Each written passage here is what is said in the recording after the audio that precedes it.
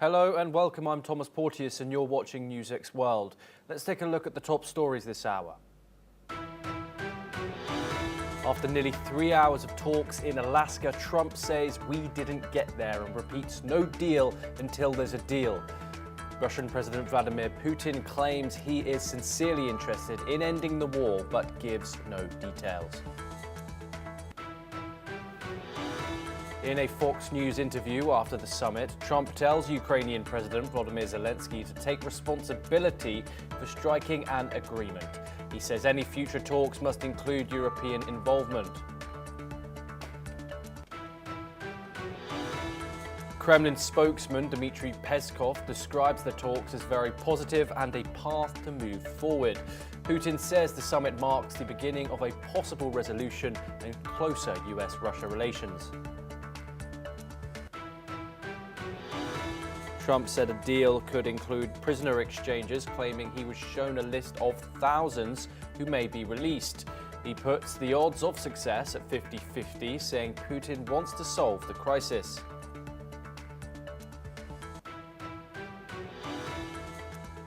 Trump rated the meeting a 10 out of 10 and said he got along great with Putin, but he admits one big issue blocked a ceasefire, and critics say Putin walked away with the bigger win.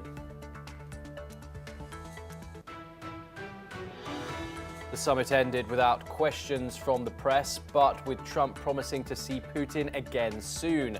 Putin replied in English, next time in Moscow, drawing attention to future talks. Now in the United States, the district is taking the federal government to court after Attorney General Pam Bondi ordered the DEA chief to run DC's police force under President Trump's emergency crackdown. City officials called the move unlawful and authoritarian, while a judge will hear the case later today.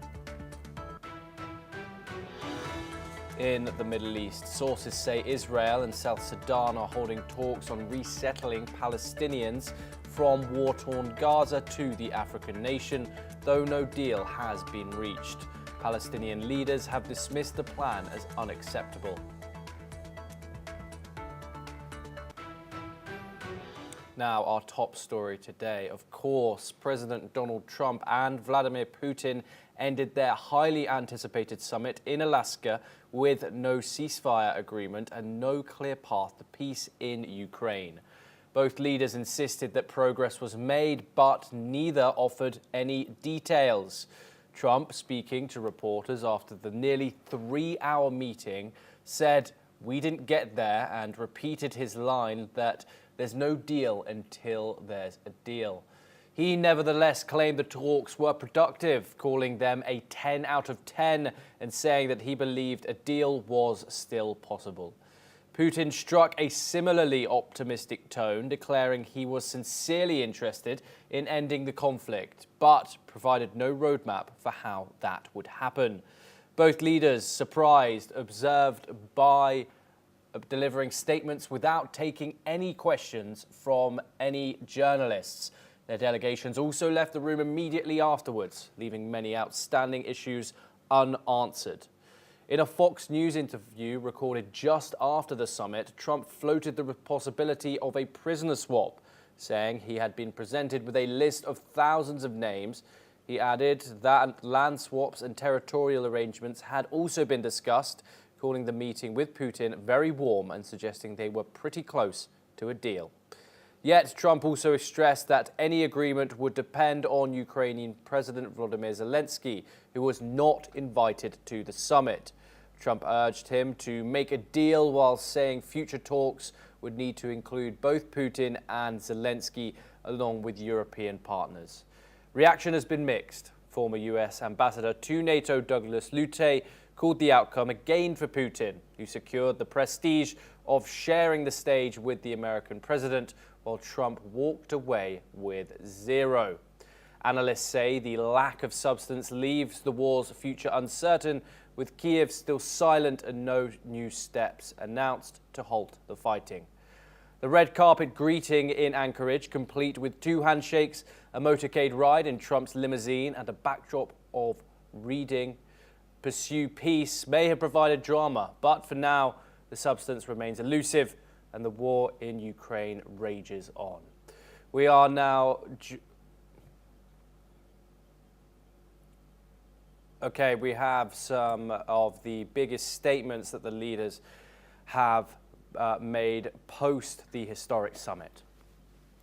We really made some great progress today. I've always had a fantastic relationship with President Putin, with Vladimir. We had many tough meetings, good meetings. We were interfered with by the Russia. An extremely productive meeting, and many points were agreed to. There are just a very few that are left. Some are not that significant. One is probably the most significant, but we have a very good chance of getting there. We didn't get there, but we have a very good chance of getting there. I would like to thank President Putin and his entire team, who I know in many cases. Как вы хорошо знаете, понимаете, одним из центральных вопросов стала ситуация вокруг Украины. Мы видим стремление администрации США и лично президента Трампа содействовать разрешению украинского конфликта. Его желание вникнуть в суть и понять его истоки. Я не раз говорил, что для России события на Украине связаны с фундаментальными угрозами нашей национальной безопасности.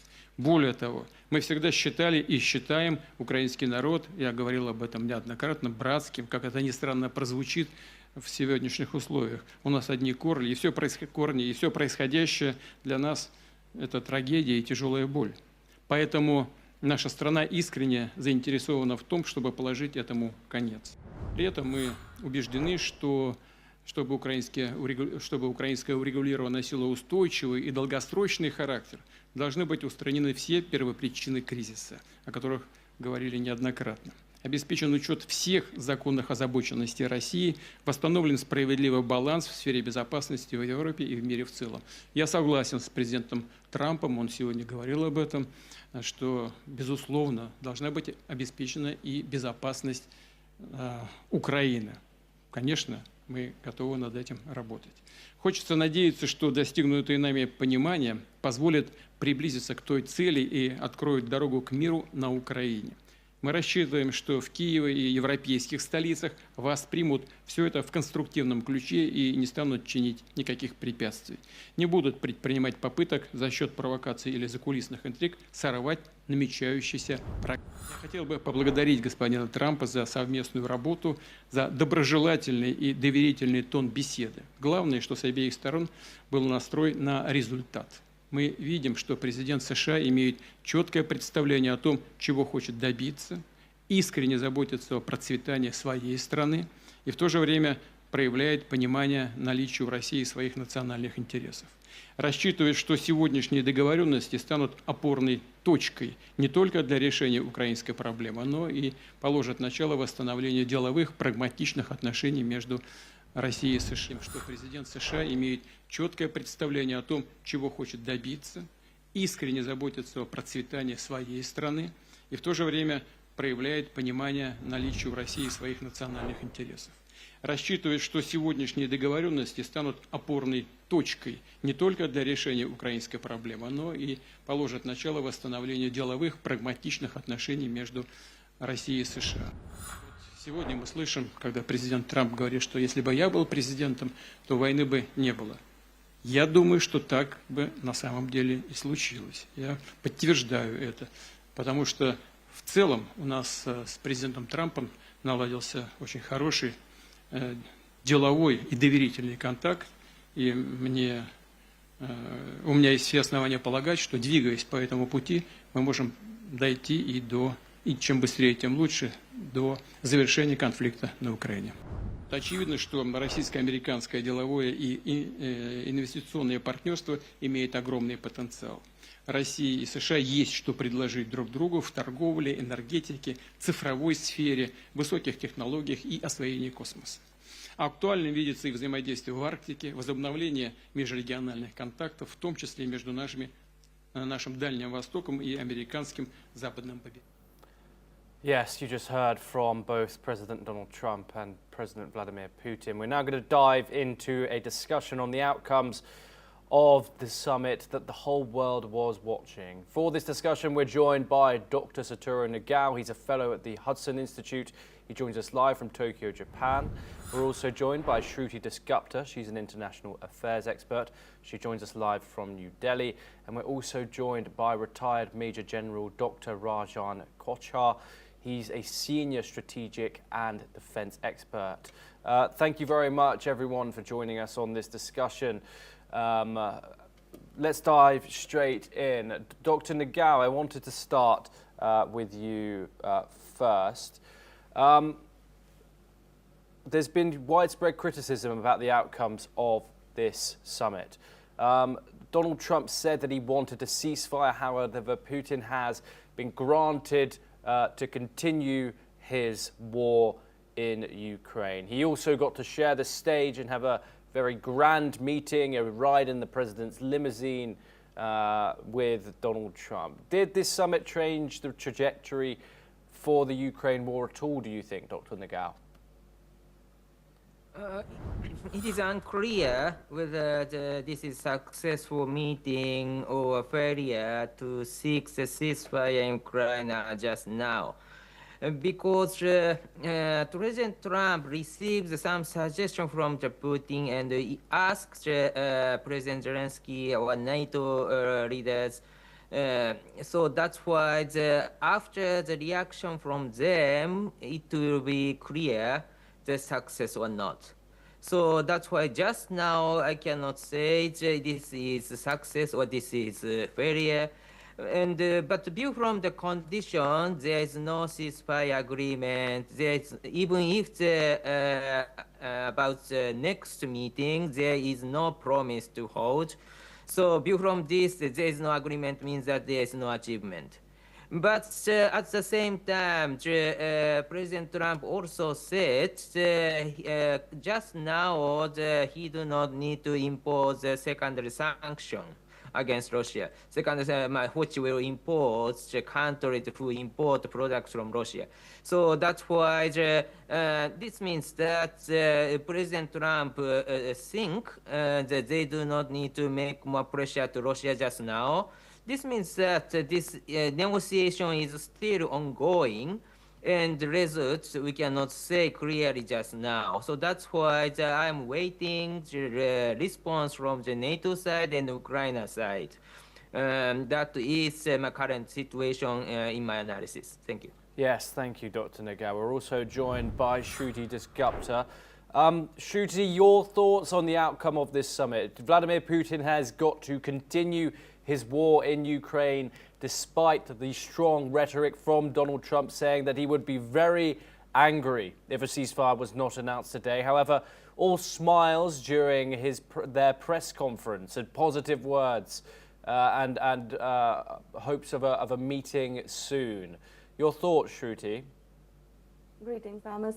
I believe that you have very precisely encapsulated. There were just all smiles and no words.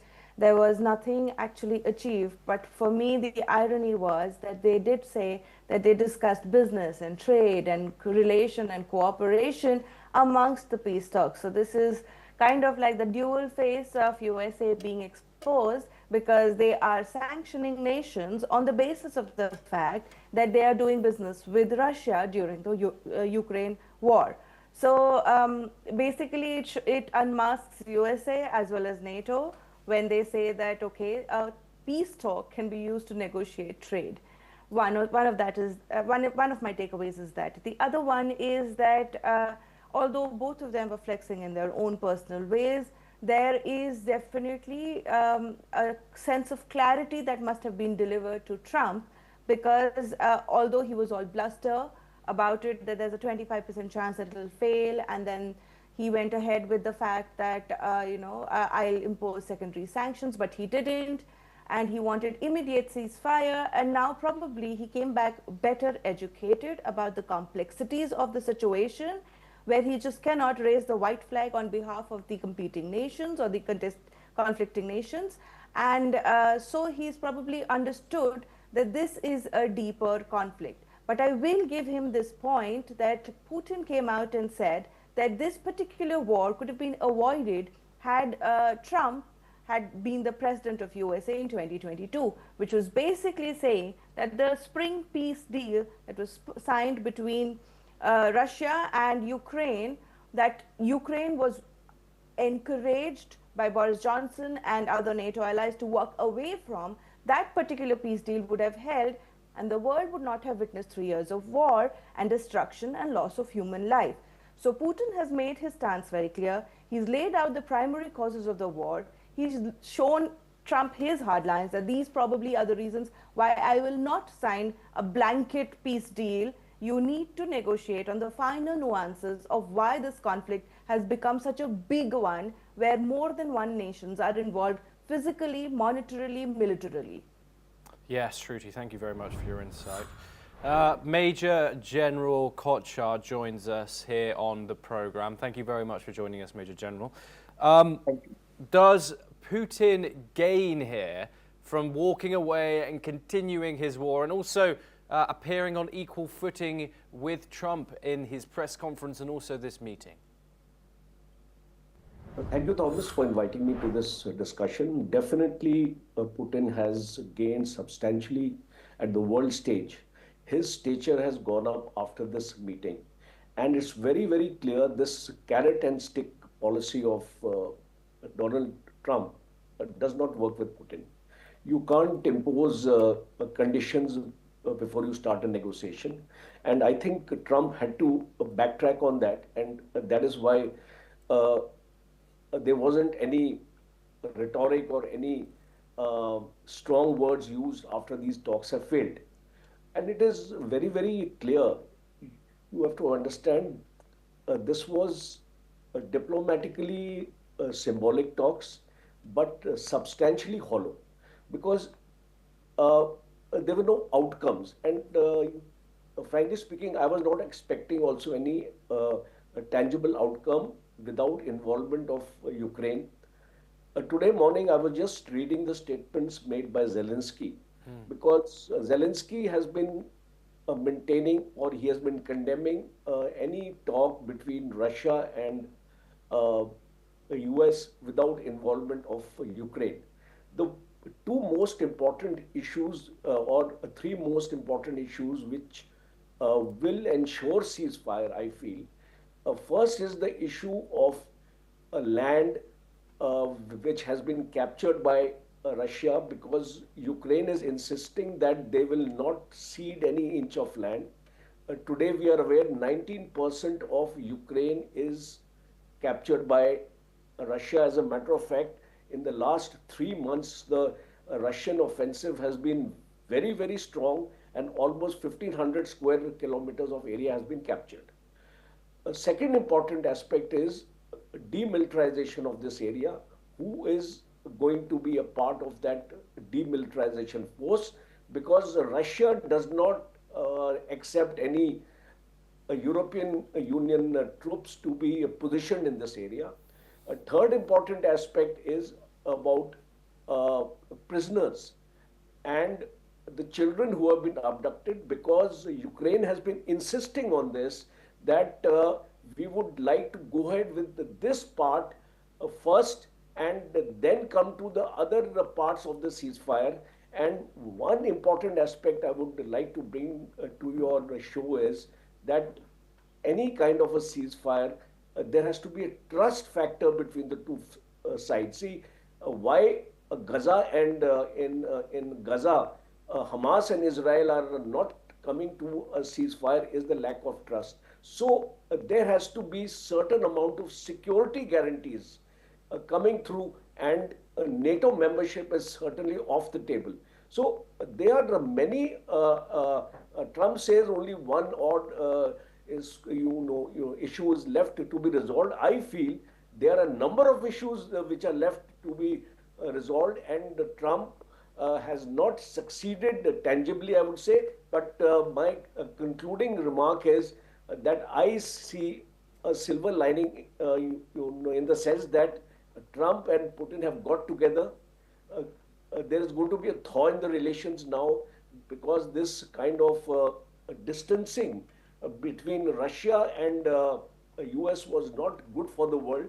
And I think in the larger context, if we look at it, if we don't look at it only from the Ukraine point of view, I think in the larger context, I think this is a step forward. Yes, thank you very much, Major General. Dr. Nagao, I wanted to come back to you. Your thoughts on Donald Trump's statements that this summit opens the door to a trilateral summit with the possible inclusion of Ukraine, President Volodymyr Zelensky, and also European powers, those people who Donald Trump has been so critical of in the past. Is this an important development? Yes, and what President Trump tried to do is logical because without agreement with Europe, it is impossible to hold the ceasefire. So that's why this is needed.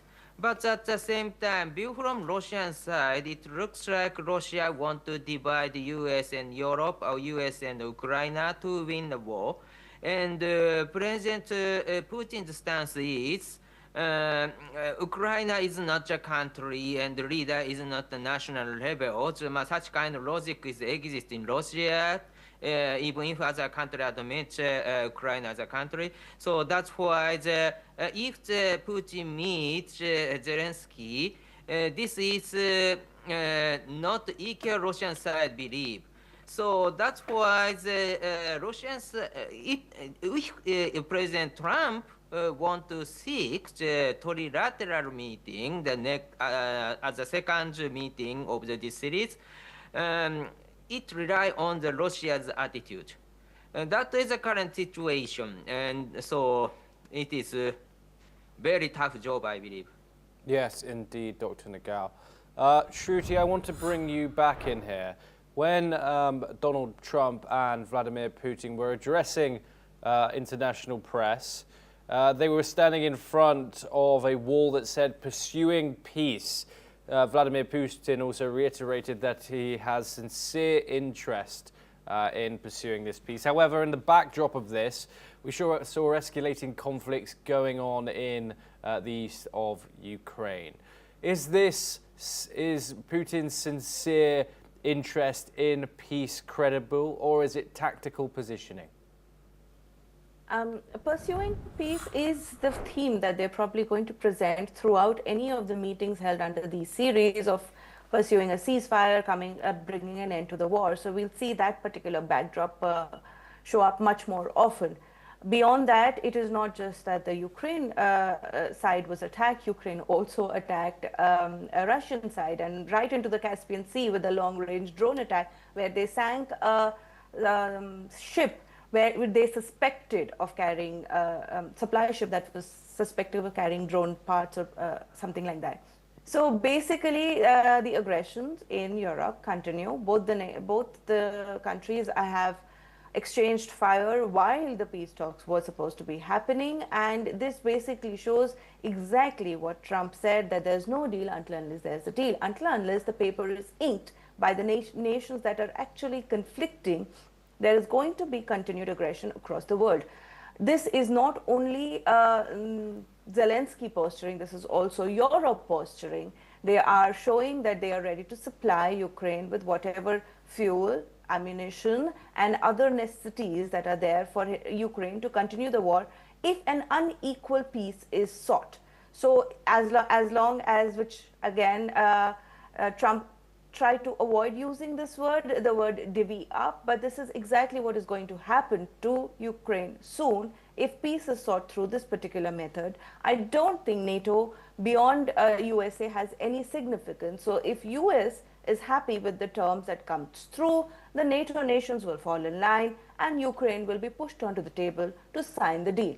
So Putin is pursuing peace, but peace on his terms, and Trump is pursuing peace on his business terms. So these are the things that we need to be very clear of. This is a deal that USA is looking for, critical minerals and oil being at the heart of it, and NATO posturing at the secondary level. So when Trump goes to a peace table, he's asking for better resources for himself and his nation. And if this is something that Putin is able to supply, Trump will pursue peace even at the cost of Ukrainian lives. Yes, thank you, Shruti. To wrap this hour up, Major General, I wanted to finish with you. Many people are saying this is a huge win for Putin, given his appeared equal stance with the American president. Is this the reintroduction of Moscow back onto the global stage? Thomas, I think it'll be too early to make the statement about real introduction of Moscow at the global stage, because there are many geopolitical realignments which are taking place today. Russia, China, Iran, and these countries are getting, the North Korea also has to be in the equation. One important aspect I would like to bring out to this discussion is that Putin is not ready for ceasefire. You see, as a military analyst, I can tell you, Putin has not reached the end state of what he would call as a culmination of this war, because he is still fighting in two major towns in southeast Donetsk, and unless he gets hold of these two towns, he is not going to be able to sustain the capture of the entire Donetsk. Luhansk, to a great extent, Putin or the Russians have captured that. They've installed their own federation also there. Their mayor has been installed. Governance is going on there. But Donetsk area is still not fully captured. A second important aspect is Kursk area. If you remember, in Kursk, the Ukrainian offensive, they were able to take large chunks of that territory, and so far, Russian forces have been only able to gain 89% of it. Still 11% is in the hands of Ukraine.